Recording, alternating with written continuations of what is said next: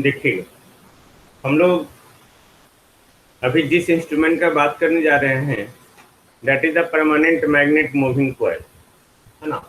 PMMC, permanent magnet moving coil. इसके पहले जो हम लोग लास्ट बात कर चुके हैं that is the moving iron instrument, moving iron instrument and another one that is the moving coil instrument. दोनों इंस्ट्रूमेंट में बेसिक डिफरेंस ये है सबसे पहले कि जैसा ये नाम लिखा हुआ मूविंग आयरन, तो उसमें आयरन मूव कर रहा है और आयरन मूव करने के बाद वो पॉइंटर को मूव करवा रहा है और उसके कोएक्चुअल स्पिंडल को मूव करवा रहा है और स्पिंडल के कोरस्पॉन्डिंग पॉइंटर मूव कर रहा था, कंट्रोल स्प्रिंग मूव कर रहा था, डैम्पिंग आ रहा था। बट यहाँ पे ये जो है PMMC that is the type of moving coil instrument. तो मूविंग कॉइल इंस्ट्रूमेंट यानी कि यहाँ पे कॉइल मूव कर रहा है। उसी तरह आगे हम लोग फर्दर बात करेंगे electrodynamometer type instrument that is also the type of moving coil instrument. Got it. तो यहाँ पे ये परमानेंट मैग्नेट मूविंग कॉइल भी जो है, देखिए एक गिलास पानी जरा। Okay, permanent magnet moving coil जो है, okay, this is the type of moving coil instrument. Now अब यहाँ पे मूविंग कॉइल कैसे है इसको भी अभी हम लोग डिस्कस करेंगे, डोंट वरी। नाउ मैंने आप लोग को ये बताया कि PMMC जो हम लोग बेसिकली यूज करते हैं DC पैरामीटर को मेजरमेंट करने के लिए करते हैं। Got it. DC parameter, okay, यानी कि हम लोग AC को मेजर नहीं करते हैं। क्यों मेजर नहीं करते हैं ये भी हम लोग बात करेंगे इसी क्लास में। ओके, नाउ ये PMMC का कंस्ट्रक्शन, ओके, PMMC के कंस्ट्रक्शन यानी कि कंस्ट्रक्शन पॉइंट ऑफ व्यू से अगर हम लोग देखें तो मैंने बताया था आपको कोई भी इंडिकेटिंग इंस्ट्रूमेंट जो है, ओके, कोई भी इंडिकेटिंग इंस्ट्रूमेंट जो है वो कंसिस्ट करता है दो सिस्टम, कोई भी इंडिकेटिंग। तो हमारा स्टार्टिंग यहीं से होगा and this is the general language, मैं इसलिए बता रहा हूँ स्टूडेंट के आप एग्जाम में लिख पाओ अच्छे से। Okay, then it consist of two systems. First हो गया आपका फिक्स्ड सिस्टम और सेकंड क्या है, anybody tell me? First fixed, then second moving. Very good, Akansha. Okay, then second system is the moving system. Okay, now यहाँ पे जो fixed system है, ओके, ये जो आपको सिस्टम दिख रहा है ये फिक्स्ड सिस्टम है ना। Fixed system consist of permanent magnet. ये परमानेंट मैग्नेट, ओके, ये परमानेंट मैग्नेट है। परमानेंट मैग्नेट के साथ जो है two soft iron pole piece है।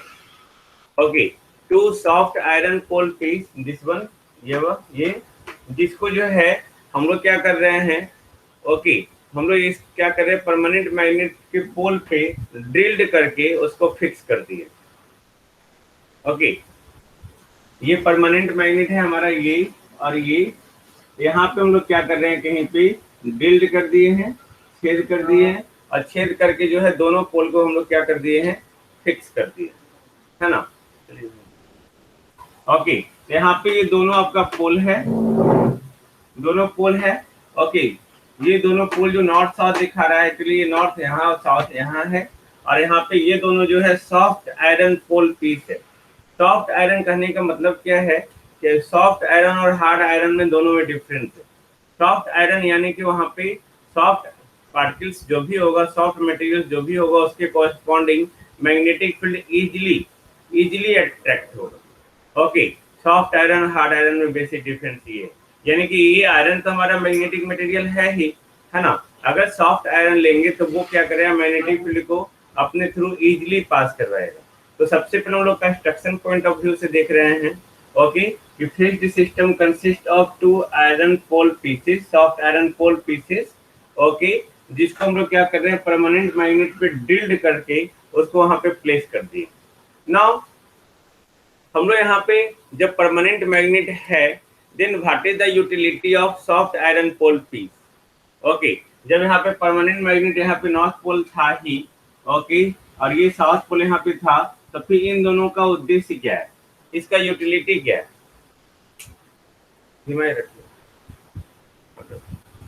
ओके, उसका यूटिलिटी क्या है, सिंपल। तो उसका यूटिलिटी क्या है, तो यहाँ पे जो सॉफ्ट, अब आप जानते हैं कि कहीं पे अगर मैग्नेटिक फील्ड है, ध्यान से देखेंगे, ओके, ये हमारा परमानेंट मैग्नेट है, इससे नॉर्थ पोल है, इससे मैग्नेटिक फील्ड इस तरह से निकलेगा,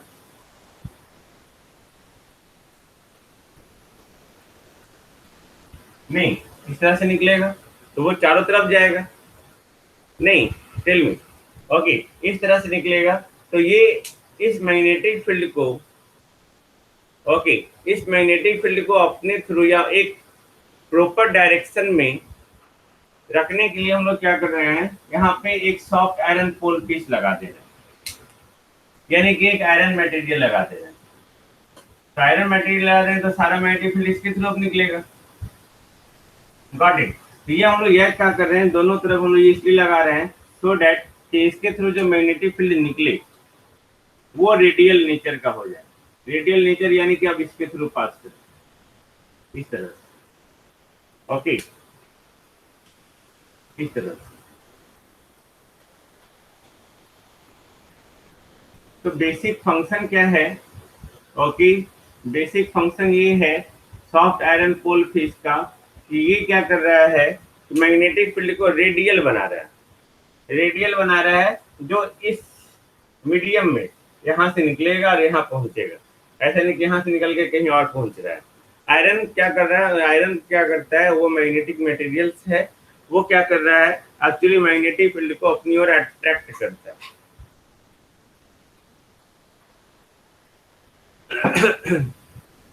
गॉट इट। तो ये हो गया fixed system, I think no problem regarding this. यहाँ पे आपको यही फिक्स दिख रहा है, याद रखेंगे जैसे ही स्पिंडल की बात आएगी तो स्पिंडल से अटैच्ड जितने सारे आपके जो है, ओके, पैरामीटर यहाँ दिख रहे हैं, जितने सारे इक्विपमेंट और डिवाइस दिख रहे हैं, ओके, वो सारा का सारा वो क्या होगा, मूविंग सिस्टम के अंतर्गत आएगा, है ना। Then the moving system consist of a spindle, ये एक स्पिंडल है, यहाँ से यहाँ तक जो दिख रहा है स्पिंडल है ना। ये मूविंग सिस्टम क्या कर रहा है, स्पिंडल को, ओके सॉरी, पहले स्पिंडल पे है क्या क्या ये देख लो पहले, ये टू कंट्रोल स्प्रिंग है, ओके, टू कंट्रोल स्प्रिंग है, एक पॉइंटर है, ओके, पॉइंटर है, और उसके बाद जो है ये कोर लिखने का मतलब क्या है कि इसके सेंटर पे ये भी सॉफ्ट आयरन कोर ही है, यहाँ पे कोर हम लोग लिखे हैं और यहाँ पे पोल पीस लिखे हैं। पोल पीस यहाँ पे इसलिए लिखे हैं स्टूडेंट कि हम लोग मैग्नेट के साथ इसको यूटिलाइज कर रहे हैं, इसको पोल बनाने के लिए, ओके, तब हम लोग इसको पोल पीस लिख रहे हैं। यहाँ पे वही सॉफ्ट आयरन है, सेम मटेरियल का है, बट इसको कोर लिखने का मतलब क्या है कि ये अंदर में कोर है ना, अंदर में कोर है, इसलिए हम इसको कोर कहते हैं। वेट एंड है ना, बता रहा हूँ, ओके, तो ये अंदर में कोर है, ओके, तो ये हमारा जो है ये चूंकि सेंटर में है, अंदर में है, इन दैट केस जो है इसको लोग सॉफ्ट आयरन कोर कहते हैं, है ना। मैं बता रहा हूँ भाई to make the magnetic field radial, okay, क्योंकि यहाँ पे हमारा इसी को मूव करवाना है, गॉट इट। इधर हम लोग मैग्नेटिक फील्ड इधर हम लोग निकाल के बर्बाद नहीं कर सकते, ये ऐसे जाके ये ऐसे ना निकलना शुरू कर दो, ये नहीं होना चाहिए, इसके थ्रू पास करना चाहिए, क्यों, ये भी हम लोग जस्ट बात कर रहे हैं, डोंट वरी। तो ये सॉफ्ट आयरन कोर हो गया, इसके ऊपर में एल्यूमिनियम, एल्यूमिनियम का फॉर्मर है। एल्यूमिनियम का फॉर्मर करने का मतलब क्या है कि यही जो है, ओके, इसी पे हम लोग क्या कर रहे हैं, कॉइल को या मूविंग कॉइल को इसी के ऊपर जो है बैंडिंग किया हुआ एल्यूमिनियम फॉर्मर में यूटिलाइज करते हैं, फॉर्मर वर्ड वहां पे यूटिलाइज करते हैं जहां पे हम लोग कॉइल को बाइंड करते हैं, गॉट इट। यहाँ पे एक एल्यूमिनियम फॉर्मर है on which it carry the copper coil, तो कॉपर कॉइल को कैरी कर रहा है या मूविंग कॉइल को कैरी कर रहा है, ओके, और इसी के थ्रू जो है करंट पास करेगा, जिस करंट को हम लोग को मेजर करना है। ऑफ कोर्स ये जो इंस्ट्रूमेंट है हमारा ये अमीटर और वोल्ट मीटर है, तो मैंने आपको पहले ही बता दिया कि जिस करंट को मेजर करना है तो यहाँ से दो आपका टर्मिनल होगा, कहीं से हम लोग दो टर्मिनल निकाल देते हैं, ओके, तो जिस करंट को मेजर करना है यहाँ पे उन दोनों टर्मिनल को हम लोग कनेक्ट कर देंगे, इसके थ्रू वही करंट को फ्लो करवाएंगे जिस करंट को मेजर करना है, या जिस वोल्टेज को मेजर करना है, ओके, इन दोनों टर्मिनल के क्रॉस वोल्टेज जिसके क्रॉस हम लोग को मेजर करना है उस टर्मिनल को कनेक्ट कर देंगे और इसके थ्रू जो करंट फ्लो करेगा वो करंट इस कॉइल में फ्लो करेगा एल्यूमिनियम फॉर्मर के ऊपर जो है। ओके, तो यहाँ पे दो कंट्रोल स्प्रिंग भी है। ओके, यहाँ पे हम लोग ऑलरेडी जानते हैं कि कंट्रोल स्प्रिंग का जो फंक्शंस है okay that is to provide the what controlling torque, है ना। ओके, नाउ यहाँ पे भी जो सॉफ्ट आयरन कोर का यूटिलाइज किया जा रहा है। Okay, soft iron core is also used to make the magnetic field radial. Okay, magnetic field radial, okay, यानी कि इसके अपने थ्रू जो है पास करने के लिए यहाँ पे सॉफ्ट आयरन कोर का इस्तेमाल हो रहा है। ध्यान से देखेंगे। अब हमारा कंस्ट्रक्शन कंप्लीट हो गया। एक ड्यूल बियरिंग है जिसके बारे में हम लोग बात करेंगे, डोंट वरी, है ना। यहाँ पे ये कंस्ट्रक्शन आपका कंप्लीट हो गया। ओके, अंदर में सॉफ्ट आयरन कोर है मूविंग सिस्टम पे जो स्पिंडल पे ही माउंटेड है। ओके, उसके ऊपर एल्यूमिनियम फॉर्मर है जो एल्यूमिनियम फॉर्मर जो है कॉपर कॉइल को कैरी कर रहा है। इस कॉपर कॉइल के थ्रू वो करंट फ्लो करेगा जिसको हम लोग को मेजर करना है। इसी आपका मूविंग सिस्टम है, स्पिंडल पे जो है आपका पॉइंटर माउंटेड है और दो कंट्रोल स्प्रिंग माउंटेड है जो स्प्रिंग के कंट्रोल मैकेनिज्म के तहत आता है।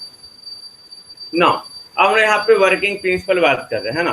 वर्किंग प्रिंसिपल, तो then it is based on the operating principle of magnetic effect. मैंने बताया था कि जितने सारे इंडिकेटिंग इंस्ट्रूमेंट हैं वो जिस पैरामीटर को हम लोग मेजर कर रहे हैं उस पैरामीटर के इफेक्ट का यूटिलाइज करके ओके हम लोग यहाँ पे क्या करते हैं, मेजरमेंट करते हैं। All of you just remember नहीं कि जो भी हमारा जो भी पैरामीटर को हम लोग मेजर करना चाहते हैं उस पैरामीटर का जो भी इफेक्ट, जैसे मैंने बताया करंट को मेजर करना है तो करंट के कॉरस्पॉन्डिंग मैग्नेटिक इफेक्ट, आपका इलेक्ट्रोमैग्नेटिक इफेक्ट, हीटिंग इफेक्ट, उसका यूटिलाइज करके जो है हम लोग क्या करते हैं, मेजरमेंट करते हैं। तो यहाँ पे जिस इफेक्ट का यूटिलाइज करते हैं इफेक्ट जरूर यूटिलाइज याद रखेंगे। यहाँ पे मैग्नेटिक इफेक्ट का यूटिलाइज कर रहे हैं, यानी कि मैग्नेटिक इफेक्ट यानी कि magnetic field play the very very important role. Okay, now अब होगा क्या कि हम लोग यहाँ पे जैसे एक क्वेश्चन पूछे कि sir how to make the magnetic field lines radial, क्योंकि हम लोग को मैग्नेटिक फील्ड इसी के थ्रू पास करवाना है इस एल्यूमिनियम फॉर्मर के ऊपर जो कॉपर कॉइल है ना, क्योंकि यही यहाँ पे टॉर्क लगाएगा। यहाँ पे जो है हम लोग जानते हैं कि जो जब भी किसी भी करंट कैरिंग कंडक्टर को अगर एक मैग्नेटिक फील्ड में प्लेस कर दिए तो उस पर एक फोर्स लगेगा। All of you know, tell me. Okay, उस पर एक फोर्स लगेगा जिसका मैंने ये फार्मूला भी इस तरह से बताया आपको, DF equal to I DL cross P। तो कोई भी करंट कैरिंग कंडक्टर जो मैग्नेटिक फील्ड में प्लेस कर रहा है ना, तो मैग्नेटिक फील्ड जो परमानेंट मैग्नेट है, hence the name permanent magnet.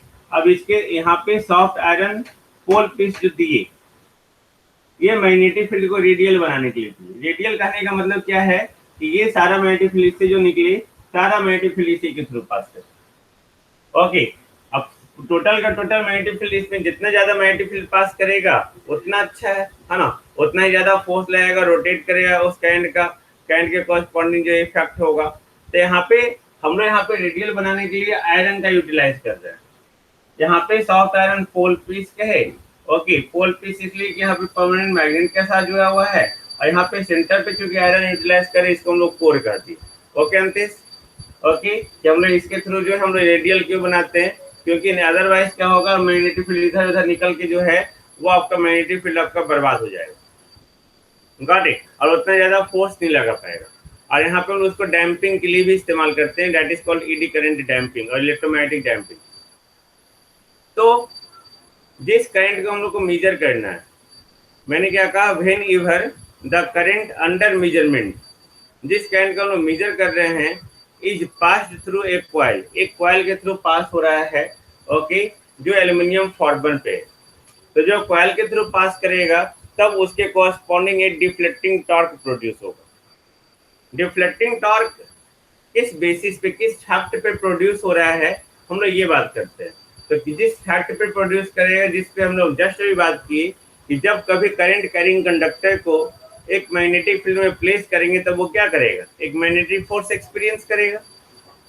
Got it. ये एक मैग्नेटिक फोर्स एक्सपीरियंस करेगा, और फोर्स इनटू डिस्टेंस जो होता है परपेंडिकुलर डिस्टेंस, वो क्या हो गया, टॉर्क।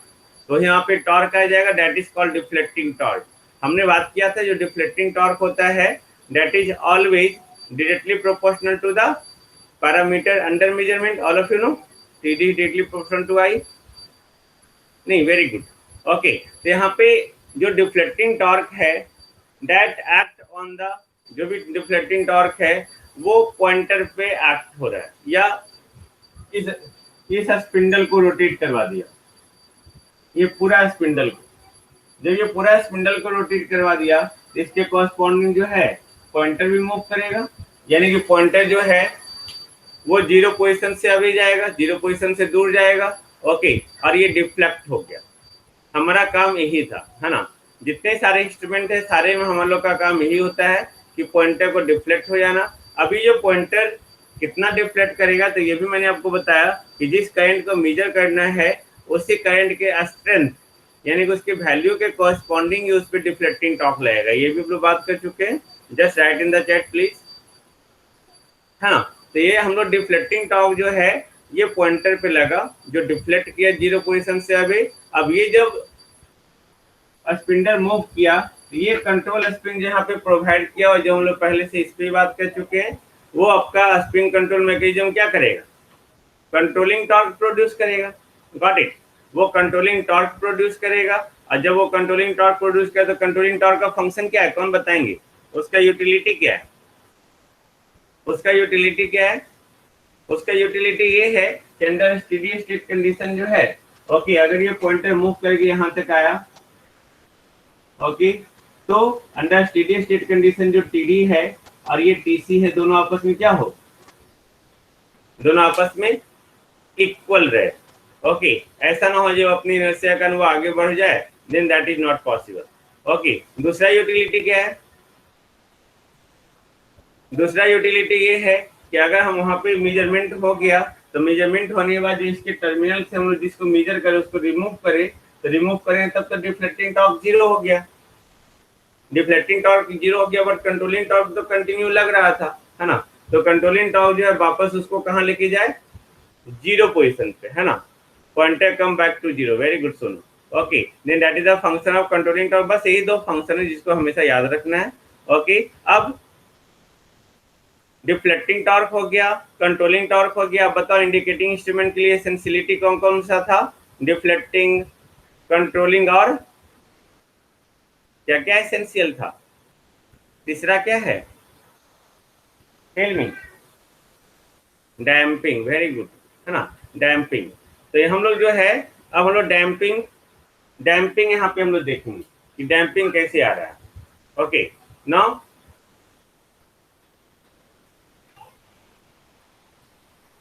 अब डैम्पिंग टॉर्क के लिए जो है, जो डैम्पिंग टॉर्क प्रोड्यूस हो रहा है that is just only due to the eddy current, okay. अब ईडी करंट कैसे होगा, ईडी करंट तो कोई मटेरियल में इंड्यूस होता है ना, eddy current induced in the, अब यहाँ पे जो ईडी करंट इंड्यूस होगा वो एल्यूमिनियम फॉर्मर में इंड्यूस होगा। एल्यूमिनियम फॉर्मर हमने यहाँ पे इसके लिए इस्तेमाल कर, सोचो हमने इसका इस्तेमाल कर लिए, सॉफ्ट आयरन कोर का इस्तेमाल कर लिए, इसका इस्तेमाल कर लिए, जो कॉइल इसके ऊपर बंधा हुआ था उसका इस्तेमाल कर लिए। फिर एल्यूमिनियम फॉर्मर क्या कर रहा है, एल्यूमिनियम फॉर्मर, ओके, जब यहाँ पे ये एल्यूमिनियम फॉर्मर भी रोटेट करेगा, जब हमारा पॉइंटर सॉरी स्पिंडल रोटेट कर रहा है, ओके, तो उसके कॉरस्पॉन्डिंग ये भी रोटेट करेगा। जब ये रोटेट कर रहा है तो हम लोग बात किए थे कि जब भी कोई मटेरियल जो है मैग्नेटिक फील्ड में रोटेट करेगा तो उसमें एक ईएमएफ इंड्यूस्ड होगा, नहीं, ऑफ कोर्स ये एल्यूमिनियम फॉर्मर जो है, जो परमानेंट मैग्नेटिक फील्ड यहाँ से निकल रहा है, मैग्नेटिक लाइन्स ऑफ फोर्स, उसको ये क्या करेगा, ओके, उसको कट करेगा, कट करेगा तो उसमें एक ईएमएफ इंड्यूस्ड होगा। जब ईएमएफ इंड्यूस्ड होगा तो उस मटेरियल के अंदर जो है क्या होगा, एक करंट फ्लो करेगा, ईडी करंट। अब वो ईडी करंट जो प्रोड्यूस हुआ, वो ये इस मटेरियल में जो ईडी करंट प्रोड्यूस हुआ है ना, वो इस मैग्नेटिक फील्ड से फिर से इंटरेक्ट होगा, और इंटरेक्ट हुआ तो एक टॉर्क लगाएगा, उस टॉर्क को हम लोग क्या कहेंगे, डैम्पिंग टॉर्क, है ना। वही जो है वो एनर्जी को ऑब्जॉर्ब करेगा, यानी कि eddy current interact with the magnetic field produced by the permanent magnet. Okay, और ये प्रोड्यूस करेगा टॉर्क जो डैम्प को, यानी कि डैम्प जो पॉइंटर का जो ऑसिलेशन से हो रहा है उसको क्या करेगा, डैम्प करेगा, यानी कि उसकी करस्पॉन्डिंग जो एनर्जी होगा उसको क्या करेगा, ऑब्जॉर्ब करेगा। किस कंडीशन पे, अंडर स्टेडी स्टेट कंडीशन, है ना। ये हम एडी करंट डैम्पिंग में भी बात कर चुके हैं। तो हमारा यहाँ पे डैम्पिंग आ गया। तो डैम्पिंग यहाँ पे कौन सा हो रहा है, डैम्पिंग यहाँ पे कौन सा हो रहा है, ईडी करंट डैम्पिंग। तो याद रखेंगे हम लोग यहाँ पे ईडी करंट डैम्पिंग इस्तेमाल कर रहे हैं। ईडी करंट डैम्पिंग हम लोग कहाँ पे इस्तेमाल करते हैं, ईडी डैम्पिंग हम लोग वहाँ पे इस्तेमाल करते हैं जहाँ पे मैग्नेटिक फील्ड स्ट्रांग हो। बोलिए सर। सर थोड़ा ईडी करंट कैसे आया सर, एक बार और बता दीजिए।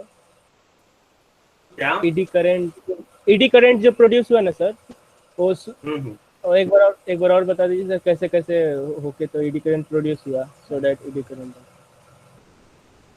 ये एक मटेरियल है, इससे अगर मैग्नेटिक फील्ड पास होगा तो इसमें इस मटेरियल में क्या होता है ना, इसका थ्योरी ईडी करंट का है कि जो भी मटेरियल है, ओके, उस मटेरियल में जब मैग्नेटिक फील्ड पास होगा तो दोनों के बीच में रिलेटिव मोशन होना चाहिए। एक ईएमएफ इंड्यूस होने के लिए हम लोग जानते हैं कि मटेरियल, यानी कि जो भी मटेरियल है और मैग्नेटिक फील्ड है, दोनों के बीच में रिलेटिव मोशन होना चाहिए। तो या तो मैग्नेटिक फील्ड अल्टरनेटिंग हो, नहीं, या आपका जो है मटेरियल आपका रोटेटिंग हो। तो यहाँ मटेरियल रोटेट कर रहा है और यहाँ पे मैग्नेटिक फील्ड आपका स्टेशनरी है, क्योंकि परमानेंट मैग्नेटिक फील्ड है। Yes sir. तो यहाँ पे दोनों के बीच में रिलेटिव मोशन होने का इस मटेरियल में ईएमएफ इंड्यूस्ड होगा। जब ईएमएफ इंड्यूस्ड हुआ, वोल्टेज आ गया, तो वोल्टेज आ गया तो उसमें करंट फ्लो करेगा, तब करंट आ गया। अब ये करंट जो है इस मैग्नेटिक फील्ड से इंटरेक्ट करेगा। तो हम लोग जानते हैं कि ये करंट जो है मैग्नेटिक फील्ड से इंटरेक्ट करे तो उस पर एक फोर्स लगेगा, और जैसे ही फोर्स आया तो उस पर टॉर्क लगेगा। क्लियर है? Yes sir. तो वो टॉर्क क्या करेगा सर? ये डैम्पिंग टॉर्क है ना, डैम्पिंग टॉर्क है। वो टॉर्क क्या करेगा, डैम्पिंग, वो डैम्प करता है जो भी एनर्जी आपका जो है, ओके, ये ऑसिलेट हो रहा है, डैम्पिंग टॉर्क। अब डैम्पिंग का जाके वीडियो देखिएगा, आपको समझ में आ जाएगा। उसमें ईडी करंट डैम्पिंग में पढ़ाया हुआ, डैम्पिंग पढ़ना होगा आपको पूरा। तो उसमें डैम्पिंग में देखिए कि डैम्पिंग क्या करता है, ओके, जो भी पॉइंटर के कॉरेस्पॉन्डिंग ऑसिलेशंस है, हाँ, ऑसिलेशंस को कम करेगा। Very good Amar Jyoti, okay Sonu. Inertia effect को रोकता है, वेरी गुड, ओके। तो वहाँ पे वो जो आपका इस तरह से आपका ऑसिलेट हो रहा है, ओके, उस ऑसिलेशन के एम्पलीट्यूड को कम करता है, लाइक दैट। मैंने फिगर बना के भी दिखाया था इस तरह से।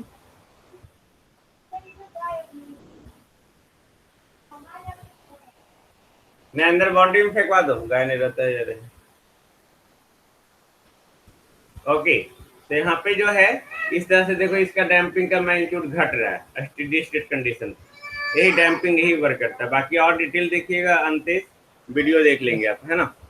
सर यहाँ डीसी फ्लो हो रहा है सर, यहाँ डीसी करंट है, तो सर यहाँ जो भी पैरामीटर है डीसी है, तो डीसी में तो जो भी फोर्स आ रहा है वो कांस्टेंट आ रहा है, यानी कि टॉर्क भी कांस्टेंट आ रहा है। तो कांस्टेंट आ रहा है तो वो जो डैम्पिंग टॉर्क लगेगा वो तो कांस्टेंट ही लगेगा, सारा कांस्टेंट होगा। डैम्पिंग टॉर्क, कंट्रोलिंग टॉर्क, और ये आपका टॉर्क, डिफ्लेक्टिंग टॉर्क। यस। जैसे जैसे करंट का मैग्नीट्यूड बढ़ेगा वैसे वैसे डिफ्लेक्टिंग टॉर्क का मैग्नीट्यूड बढ़ेगा। जैसे जैसे करंट का मैग्नीट्यूड घटेगा वैसे वैसे डिफ्लेक्टिंग टॉर्क का मैग्नीट्यूड घटेगा। यस। ठीक है, यस, थैंक यू। नाउ अब हम लोग पीएमएमसी में टॉर्क का एक्सप्रेशन देखते हैं। टॉर्क का एक्सप्रेशन यहाँ पे है क्या, सिंपल, ओके। हम लोग जानते हैं कि whenever current carrying conductor is placed in the magnetic field, okay, जैसे हम लोग मैग्नेटिक फील्ड में प्लेस करेंगे देन उसके कॉरेस्पॉन्डिंग क्या हो रहा है, ओके, उस पर एक टॉर्क क्रिएट हो रहा है। तो मान लेते हैं कि जो करंट कैरिंग कंडक्टर है, ओके, या कॉइल है, जो कॉइल है उस कॉइल का लेंथ L मीटर है, ओके, लेंथ L मीटर है।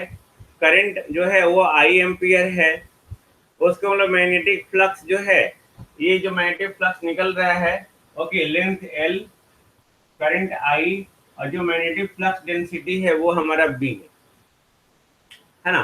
तो वो मैग्नेटिक फ्लक्स हमारा बी है। ओके, तो जो फोर्स एक्ट होगा on the conductor, that is given by, okay, that is given by D F equal to I D L cross B. Okay, तो यानी कि जो टोटल फोर्स होगा, total force acting on the conductor, that is F.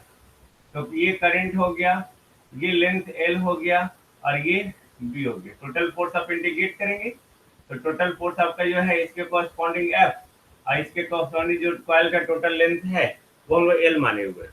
Then I L B होगा force, है ना। अब ये फोर्स निकल गया आपका। अब अगर जो कॉइल है उस कॉइल का विड्थ बी है, कॉइल पे ही टॉक लग रहा है ना, ओके, उस कॉइल का जो विड्थ है, ये कॉइल का लेंथ था अलोंग द कॉइल, ओके, उसके कॉरस्पॉन्डिंग फोर्स लगा। अब फोर्स इनटू परपेंडिकुलर डिस्टेंस, तो परपेंडिकुलर डिस्टेंस में यहाँ पे जो कॉइल का चौड़ाई होगा, विड्थ होगा, ओके, वो विड्थ से अगर मल्टीप्लाई कर दे तो हमारा टॉक निकल जाएगा, यानी कि T D equal to F into B, जहाँ पे बी जो है that is width of the coil, coil का चौड़ाई है, ओके, उसी के कॉरस्पॉन्डिंग टॉक लगेगा। तो T D equal to F हो गया आई एल, और ये बी हो गया इंटू बी, लिख सकते हैं, टेल मी, है ना, लिख सकते हैं। ओके, यानी कि हम लोग यहाँ पे कॉइल का एरिया क्या होगा, अगर ये लेंथ है, ओके, यहाँ से यहाँ तक लेंथ एल है, और यहाँ से यहाँ तक जो विड्थ है आपका ये बी है, ये जो आपका विड्थ दिख रहा है, तो इसका एरिया एल इंटू बी हो जाएगा। हम लोग लिख सकते हैं इसको B I A, where A is the area of coil, got it now. अब यहाँ पे जो टोटल यहाँ पे एक टर्न का हम लोग यहाँ निकाले, है ना, जैसे यहाँ से यहाँ तक जो एक टर्न था उसका लेंथ, उसका विड्थ ले लिए, ओके, उसका लेंथ हम लोग एल लिए, ओके, उसका विड्थ हम लोग बी लिए। अब यहाँ पे टोटल नंबर ऑफ टर्न्स जो है हमारा एन है, या तो हम लोग टोटल लेंथ ले लेते, तो टोटल लेंथ हमारा अगर एक टर्न का जो है यहाँ से यहाँ तक, एक टर्न का यहाँ से यहाँ तक लेंथ एल है, तो टोटल अगर टर्न एन है तो टोटल लेंथ क्या हो जाएगा, एन इंटू एल। या हम लोग क्या करते, टोटल लेंथ ही मान लेते, तो हम लोग यहाँ पे एक टर्न का लेंथ माने एल, जो इसका एरिया बताया यहाँ से यहाँ तक, एरिया ही हम लोग को पाना था ना। ये यहाँ से यहाँ तक जो हमारा कॉइल था, ओके, जैसे ये हमारा मान लेते हैं, ओके, ये हमारा जो है रिंग कॉइल, तो हमको इसका एरिया निकालना है, तो यहाँ से यहाँ तक का लेंथ चाहिए ना, तो यहाँ से यहाँ तक का लेंथ, और इसका जो आपको विड्थ दिख रहा है चौड़ाई, वो चौड़ाई, तो वो एरिया निकल गया हमारा।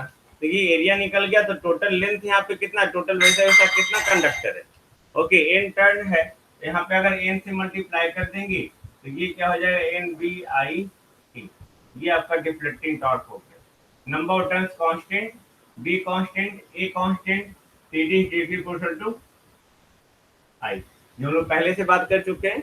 आई think all of you got it.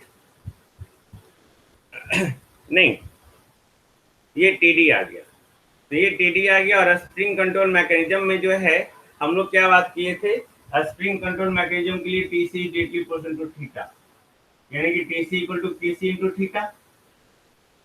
नहीं, अब टी सी इक्वल टू के टी इंटू थीटा, तो हम लोग ये भी बात किए थे कि अंडर स्टेडी स्टेट कंडीशन में दोनों आपस में क्या होगा, इक्वल होगा।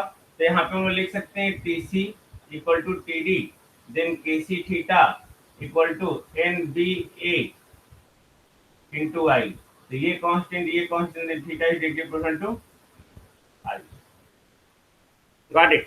तो ये theta is degree proportional to I क्या इंडिकेट कर रहा है, theta is degree proportional to I क्या इंडिकेट कर रहा है, कि जो इंस्ट्रूमेंट में डिफ्लेक्शन होगा, okay, that is directly proportional to the current under measurement. Okay, जब ये डायरेक्टली प्रोपोर्शनल है यानी कि लीनियर होगा ये, है ना, आपको यहाँ दिख रहा है, okay, theta equal to N B A by K C into I, okay, तो ये लीनियर लाइन है, तो लीनियर है हमारा और यूनिफॉर्म होगा। इसमें हम लोग जो स्केल यूटिलाइज करेंगे वो कैसा स्केल यूटिलाइज करेंगे, यूनिफॉर्म और लीनियर स्केल। तो ये भी आपको याद रखने वाली बात है कि हम लोग यहाँ पे जो स्केल यूटिलाइज कर रहे हैं that is the uniform and linear scale इस्तेमाल कर रहे हैं। तो सबसे पहले इसमें आपको याद क्या क्या रखना है पीएमएमसी में, कि पीएमएमसी में एक परमानेंट मैग्नेट है, परमानेंट मैग्नेट के साथ जो है दो सॉफ्ट आयरन पोल पीस है, जो दो सॉफ्ट आयरन पोल पीस का हम लोग इस्तेमाल यहाँ पे कर रहे हैं। ओके, मैग्नेटिक फील्ड को रेडियल बनाने के लिए कर रहे हैं। फिर उसके बाद हम लोग सेंटर पे हम लोग एक स्पिंडल लिए, इस स्पिंडल पे हम लोग माउंटेड किए सॉफ्ट आयरन कोर। ये सॉफ्ट आयरन कोर जो है इसका भी इस्तेमाल हो रहा है मैग्नेटिक फील्ड को रेडियल करने के लिए। उसके ऊपर एल्यूमिनियम फॉर्मर है। ओके, उसी एल्यूमिनियम फॉर्मर में ईएमएफ इंड्यूस हो रहा है, ईडी करंट इंड्यूस हो रहा है, उसी के कॉरस्पॉन्डिंग जो है ईडी करंट डैम्पिंग आ रहा है, यानी कि यहाँ पे स्ट्रॉन्ग मैग्नेटिक फील्ड है। ओके, और ये जिस प्रिंसिपल पे वर्क कर रहा है वो हमारा जो है कौन सा प्रिंसिपल है, that is the principle of magnetic effect of utilization of magnetic effect of electric current. Okay, साथ साथ जो यहाँ पे हम लोग टू कंट्रोल स्प्रिंग इस्तेमाल कर रहे हैं, यानी कि हम लोग जो कंट्रोलिंग टॉर्क प्रोवाइड कर रहे हैं वो किसके द्वारा कर रहे हैं, ग्रेविटी कंट्रोल के द्वारा नहीं, स्प्रिंग कंट्रोल के द्वारा, है ना। हम लोग स्प्रिंग कंट्रोल के द्वारा कर रहे हैं। यहाँ पे जब हम लोग एनालिसिस किए तो एनालिसिस करने के बाद ये पाए कि जो भी एंगुलर डिफ्लेक्शन है that is directly proportional to the current under measurement, hence जो स्केल होगा आपका वो क्या होगा, यूनिफॉर्म और लीनियर होगा। ओके, नाउ अब इस पीएमएमसी इंस्ट्रूमेंट का जो है एडवांटेज क्या है। Okay, I think no problem, है ना। पॉइंटर के रूट पे निकाल रहे हैं, नहीं भाई, pointer through out the pointer लगेगा, रूट पे क्यों निकालेंगे। पॉइंटर बहुत लाइट वेट का होता है ना, तो वहां पे ज्यादा वेरिएशंस नहीं होता है टॉर्क का। सर तो टॉर्क किसी एक पॉइंट पे निकलता है ना, वो फोर्स मल्टीप्लाइड जो परपेंडिकुलर डिस्टेंस। यहाँ पे ये जब लाइट वेट है, एक पतला सा जब आप स्ट्रिंग लेंगे अब किसी पॉइंट पे उसको टॉर्क लगाएं तो वो उतना ही पूरा, क्योंकि इसका वेट बहुत कम है। ओके, तो वेट कम, बहुत कम होने के कारण वो सारा क्या होगा, सारे पे इक्वल अमाउंट में फोर्स लगेगा। सर लेकिन यहाँ डिस्टेंस जो परपेंडिकुलर डिस्टेंस तो उसका विड्थ लिए है ना, तो वो तो कॉपर वायर ना लिए है भाई। Yes sir, deflecting torque. अच्छा, ये डिफ्लेक्टिंग टॉर्क, हाँ ये तो कॉइल के कॉरस्पॉन्डिंग, ये इससे क्या मतलब है, ये फोर्स हो गया और परपेंडिकुलर डिस्टेंस, वो हमारा पॉइंटर को रोटेट, पॉइंटर पे फोर्स नहीं लगा रहा है ना, वो तो फोर्स लगा रहा है हमारा कॉइल पे, कॉइल पे फोर्स लगा रहा है, तो कॉइल पे पूरा पूरा फोर्स लग गया। अब ये अगर कॉइल रोटेट करेगा तो स्पिंडल भी तो रोटेट करेगा, वो पॉइंटर पे फोर्स थोड़ी लगा रहा है। सर लेकिन टॉर्क जैसे टॉर्क जैसे लग रहा है ना सर उस पे, तो टॉर्क कॉइल पे लग रहा है ना, पॉइंटर पे थोड़ी लग रहा है। ओके, तो उसका परपेंडिकुलर डिस्टेंस उसका विड्थ लिए है वायल, वायल का विड्थ। हाँ, देन नहीं सर, वही परपेंडिकुलर डिस्टेंस में इसमें था। हाँ तो ठीक, वो कॉइल पे टॉर्क लगा रहा है, तो कॉइल पे टॉर्क, यहाँ पे ये जो मैकेनिज्म है ना, इस मैकेनिज्म में कहीं भी अगर टॉर्क लगेगा, ओके, तो पूरा स्पिंडल रोटेट करेगा। Yes sir. स्पिंडल तो इसलिए यहाँ पे रखते हैं, स्पिंडल रखने का मतलब ये है कि स्पिंडल पे माउंटेड करेगा, जैसे कोई भी एक चीज पे फोर्स लगा तो पूरा स्पिंडल रोटेट करेगा और स्पिंडल पे जो जो अटैच है वो सारा रोटेट करेगा। ओके, नाउ इस पीएमएमसी इंस्ट्रूमेंट का जो एडवांटेज है, ओके, इसका एडवांटेज ये है कि बहुत एक्यूरेट रिजल्ट देता है सबसे पहले। दूसरा एडवांटेज क्या है कि ये जो है इसमें स्केल जो हम यूटिलाइज करते हैं यूनिफॉर्म और लीनियर स्केल इस्तेमाल होता है। तीसरा एडवांटेज क्या है कि इस इंस्ट्रूमेंट में जो पावर कंजम्पशन होता है वो बहुत कम होता है। ये देखा गया है कि इसका पावर कंजम्पशन जो है near about, okay, near about 20 microwatt है, 20 माइक्रोवाट नहीं, 20 माइक्रो नहीं, 200 माइक्रोवाट हो, 200 माइक्रोवाट। ओके, 20 माइक्रोवाट नहीं, दोनों है, एक रेंज है, सॉरी, है ना। 20 माइक्रोवाट से जो है 20 से 200 माइक्रोवाट इसका power consumption according to the current under measurement. अब यहाँ पे क्योंकि हमारा जो इंस्ट्रूमेंट का वेट है वो लाइट होता है और टॉर्क का वैल्यू बहुत ज़्यादा होता है। क्यों टॉर्क का वैल्यू बहुत ज़्यादा होता है? Because of a strong magnetic field. Okay, strong magnetic field के चलते टॉर्क का वैल्यू बहुत ज़्यादा होता है। तो हमने आप लोगों को बताया था टॉर्क टू वेट रेशियो। तो इस इंस्ट्रूमेंट का टॉर्क टू वेट रेशियो क्या होगा? बहुत ज़्यादा हाई होगा। Just right please. Okay, torque to weight ratio बहुत ज़्यादा हाई होगा because of high deflecting torque. तो अगर वो रेशियो ज़्यादा हुआ तो वो हमारा ऐसा ये इंस्ट्रूमेंट क्या होगा? हाईली एक्यूरेट होगा या लेस एक्यूरेट होगा? मोर एक्यूरेट होगा, है ना, हाईली एक्यूरेट होगा। ओके, और हाईली सेंसिटिव भी होगा। तो चूंकि यहाँ पे टॉर्क टू वेट रेशियो इसका बहुत ज़्यादा होता है, जिसके कॉरस्पॉन्डिंग जो है ये सिस्टम हमारा जो है हाईली एक्यूरेट होगा with the highly sensitive. Okay, अब यहाँ पे इसी सिंगल इंस्ट्रूमेंट का हम लोग यूटिलाइज कर रहे हैं। Okay, for the measurement of voltage and current. इसका मतलब ये है कि इसके लिए हम लोग अलग से हम लोग कैलिब्रेशन नहीं करते, है ना। हम लोग अगर वोल्टेज को मेजर करना है तब भी इसी को इस्तेमाल करें, करंट को मेजर करना है तब भी इसी को इस्तेमाल करते हैं। क्लियर है ना? क्योंकि यहाँ पे सिर्फ डीसी मेजरमेंट हो रहा है, तो डीसी मेजरमेंट हो रहा है तो ये जो है हिस्टेरेसिस एरर से फ्री है। ऑफकोर्स मैंने बताया था कि हिस्टेरेसिस एरर, ओके, या ईडी करंट के कॉरस्पॉन्डिंग जो लॉसेस होना है, तो यहाँ पे हिस्टेरेसिस एरर जो आता है वो अल्टरनेटिंग मैग्नेटिक फील्ड के कारण आता है। ओके, तो मैं आप लोग बात कर चुका हूँ और आगे आप लोग डिटेल में पढ़ेंगे मशीन्स वगैरह में, ट्रांसफार्मर वगैरह में। ओके, कि हिस्टेरेसिस कैसे आता है। तो यहाँ पे चूंकि मैग्नेटिक फील्ड हमारा कांस्टेंट है, स्टेशनरी है। ओके, वो क्यों? क्योंकि हम लोग डीसी को मेजरमेंट कर रहे हैं, इसलिए यहाँ पे जो एरर आएगा हिस्टेरेसिस एरर, आप देखेंगे मूविंग आयरन इंस्ट्रूमेंट में जो है एरर हम लोग लिखा है, ये error due to, okay, error जो आ रहा है हिस्टेरेसिस एरर वो एसी मेजरमेंट में आता है, डीसी मेजरमेंट में नहीं आता। तो यहाँ पे चूंकि एसी हम लोग मेजर नहीं कर रहे हैं, है ना, तो यहाँ पे ये हिस्टेरेसिस एरर से क्या होगा? फ्री होगा। ओके, नाउ याद रखेंगे।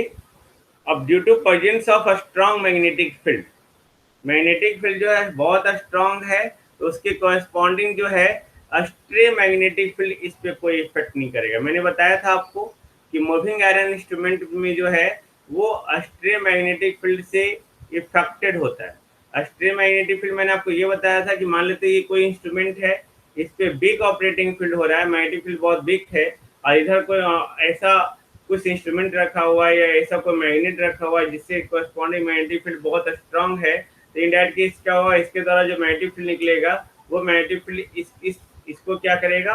इफेक्टेड करेगा। तो हमारा एक्यूरेट रीडिंग नहीं आएगा। तो उसके लिए हम लोग क्या करते थे? उसको नॉन मैग्नेटिक मटेरियल से उसको पेंटिंग करते थे या नॉन मैग्नेटिक मटेरियल से उसको कवर कर देते थे। लेकिन यहाँ पे तो ऑलरेडी स्ट्रॉन्ग मैग्नेटिक फील्ड है, तो जब ऑलरेडी स्ट्रॉन्ग मैग्नेटिक फील्ड है तो इसके कॉरस्पॉन्डिंग जो है इंस्ट्रूमेंट जो है वो स्ट्रे मैग्नेटिक फील्ड के द्वारा इफेक्टेड नहीं होगा, है ना। then these are the advantages as corresponding to the PMMC। now इसका डिसएडवांटेज क्या है? इसका डिसएडवांटेज यही है कि सिर्फ हम लोग इसको डीसी मेजरमेंट के लिए इस्तेमाल करते हैं। अब क्वेश्चन ये उठता है कि डीसी मेजरमेंट के लिए ही इसको क्यों इस्तेमाल करते हैं? अगर हम लोग एसी दे देंगे इस इंस्ट्रूमेंट में तब क्या होगा? ओके, मैंने क्या बोला? These instruments are not suitable for the AC parameter. Okay, तो ये एसी पैरामीटर के लिए सुटेबल क्यों नहीं है? ये देखो क्यों नहीं है, क्योंकि ये जो कॉइल है हमारा, ओके, अगर आप यहाँ पे एसी पैरामीटर देंगे, ओके, अगर एसी पैरामीटर देंगे तो जो मैग्नेटिक फील्ड का डायरेक्शन है, ओके, वो परमानेंट मैग्नेट का तो चेंज नहीं हो रहा है।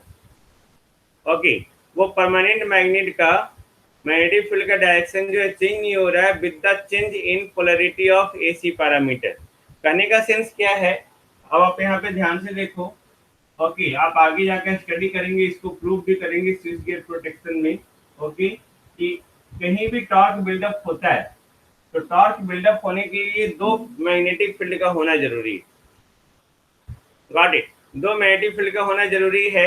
और यहाँ पे जो टॉर्क आ रहा है, ओके, उस टॉर्क का एक्सप्रेशन φ1 φ2 sin डेल्टा ये होता है। ओके, अब ये φ1 φ2, अब सोचो ये φ1 मान लेते हैं ये परमानेंट मैग्नेट के द्वारा निकल रहा है। ओके, तो परमानेंट मैग्नेट के द्वारा निकल रहा है तो ये हमारा क्या होगा?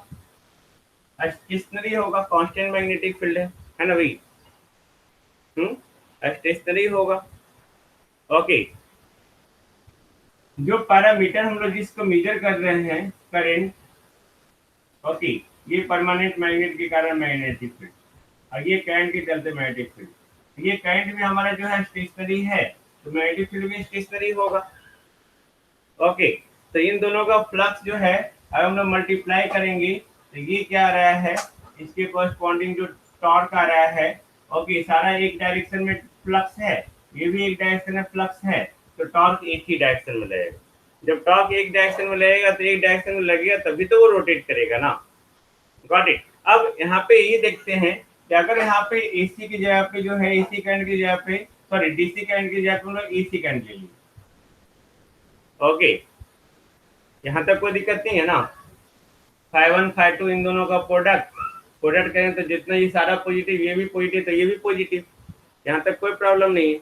ओके, अब अगर हम लोग एसी करंट लेंगे तो एसी करंट मतलब हट, एसी करंट मतलब साइनोसॉइडल करंट नियर अबाउट।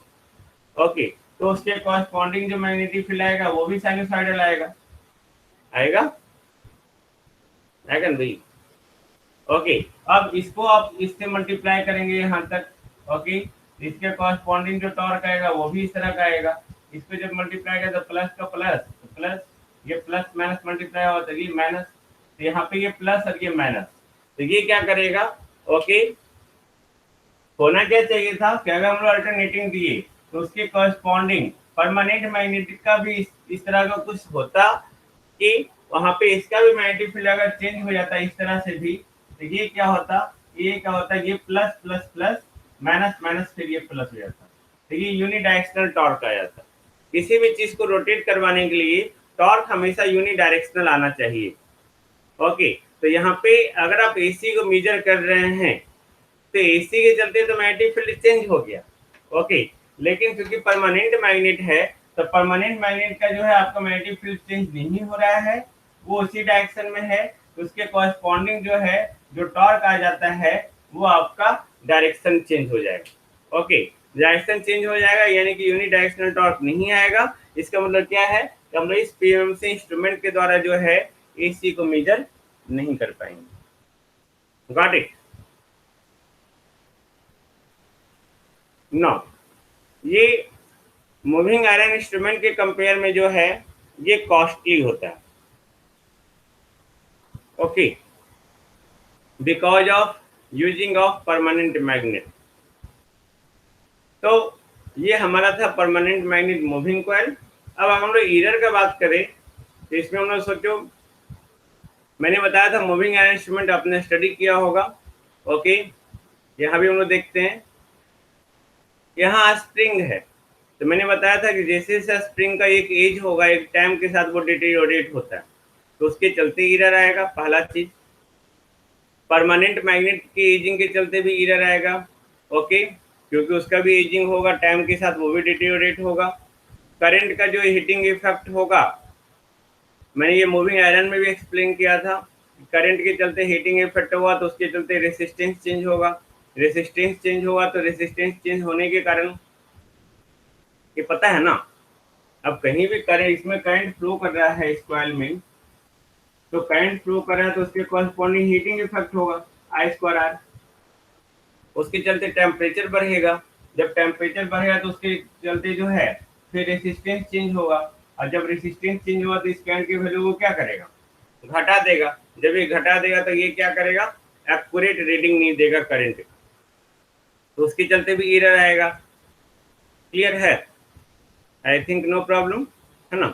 ना, अब हम यहाँ पे जो डिफरेंट डिफरेंट कंपोनेंट्स यूटिलाइज किए उसको मैं फिर से रिपीट करता हूँ। हम लोग यहाँ पे एल्यूमिनियम फॉर्मर यूटिलाइज किए, ऑब्जेक्टिव में पूछेगा, ये ऑब्जेक्टिव पर्पस के लिए मैं बता रहा हूँ। ओके, कंपटीशन, ये एल्यूमिनियम फॉर्मर का क्या यूटिलाइज था, सबसे पहले ये कॉइल का बेस था, इसी पे हम लोग कॉइलिंग किए। दूसरा क्या इसका फंक्शन है, to produce the damping torque. Clear है? ओके, तो इसका एल्यूमिनियम फॉर्मर का दो फंक्शन हो गया। दूसरा कंट्रोल स्प्रिंग, कंट्रोल स्प्रिंग का फंक्शन क्या है? To produce the controlling torque. Okay, controlling torque यहाँ प्रोवाइड करना and just to provide the close path for the current. Okay, jewel bearing, jewel bearing है क्या? ओके, ज्वेल, ज्वेल यानी कि jewellery, bearing मतलब बियर करना। तो जो मूविंग इंस्ट्रूमेंट मूव कर रहा है, ओके, तो मूव करने के कारण जो है वहां पे टीयर एंड बियर प्रॉब्लम होगा। कहने का सेंस ये है कि हम लोग इसको यहाँ पे एक बेस दे दिए, तो ये जो स्पिंडल है, ये स्पिंडल यहाँ पे इजीली रोटेट होगा। ओके, और वहां पे किसी तरह का टीयर एंड बियर प्रॉब्लम होगा तो उसको ये क्या करेगा? रिड्यूस कर देगा। ओके, उसको वो रिड्यूस करता है। Then dual bearing is used to reduce the tear and wear problem of the moving instrument. Okay, तो ये ज्वेल बियरिंग था, एल्युमिनियम फॉर्मर था। Soft iron pole piece, soft iron core के बारे में बताए, to make the magnetic field radial in nature. Okay, clear है? अब इस पे एक प्रॉब्लम भी देख सकते हैं आप, मिटा दो इसको। ओके,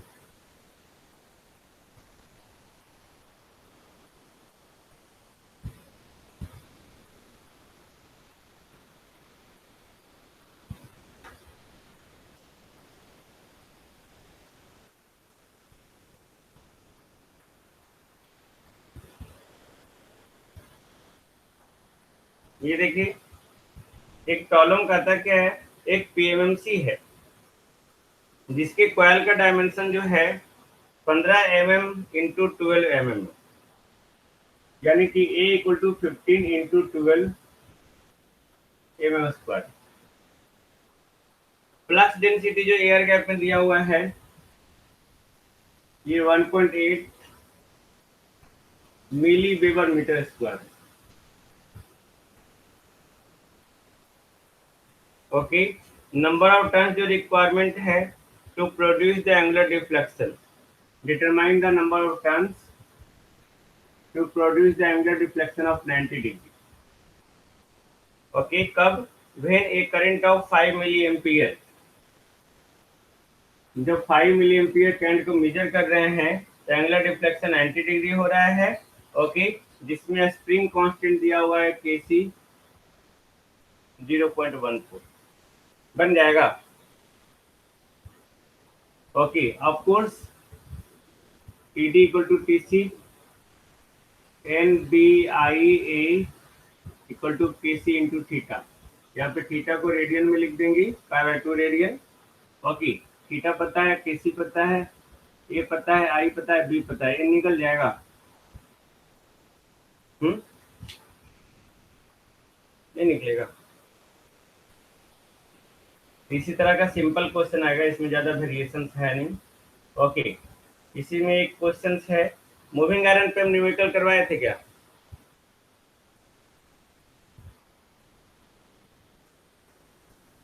मूविंग आयरन पे न्यूमेरिकल नो सर। ओके, तो यहाँ देखो एक क्वेश्चन है, एक मूविंग आयरन अमीटर है that they produce the full scale torque. Okay, इसको मिटा दो।